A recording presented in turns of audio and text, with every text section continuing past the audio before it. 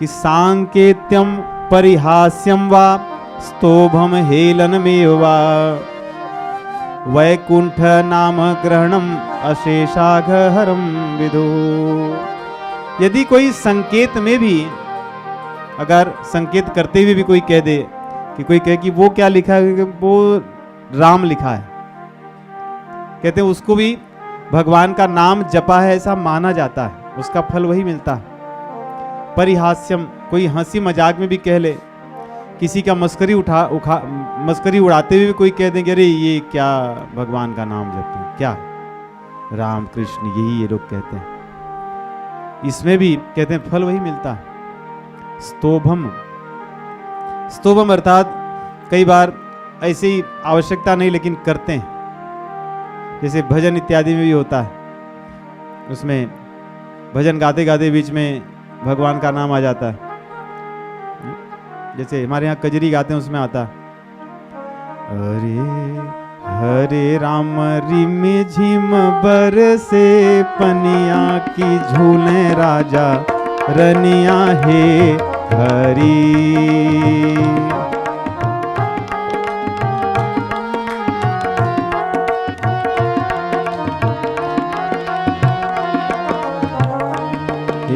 हरे राम, जबकि ये भजन का भाग नहीं है लेकिन इसको आगे पीछे ये स्तोभम है।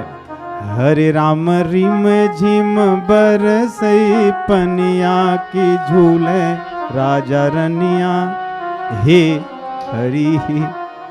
तो कहते हैं ये स्तोभम है, कोई ऐसा करता है तो उसको भी ये फल मिलता है।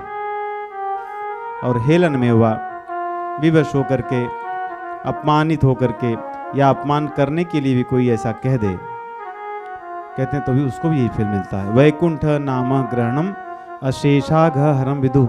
कोई भी पाप शेष नहीं रह जाता, कोई पाप बचता नहीं। हरिर हरति पापानि दुश्चित्तैरपि स्मृतः अनिच्छयापि संस्पृष्टो दहत्येव हि पावको। अग्नि को कोई जाकर जानबूझकर या अनजाने में स्पर्श कर ले, फल वही है।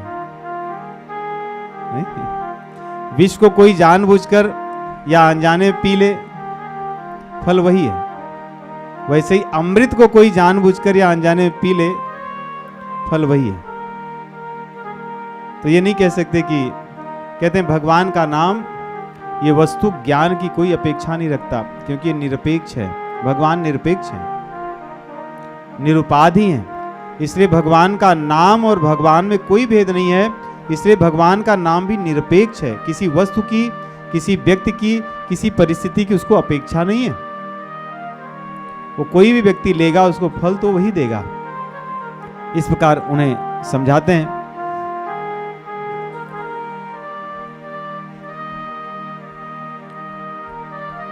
कहते हैं कोई व्यक्ति चाहे उसका स्वभाव बिगड़ा हो या श्रद्धा हो या न हो, यदि भगवान के नाम को लेता है तो उसका स्वभाव भी सुधर जाता है, उसकी श्रद्धा भी बढ़ती है।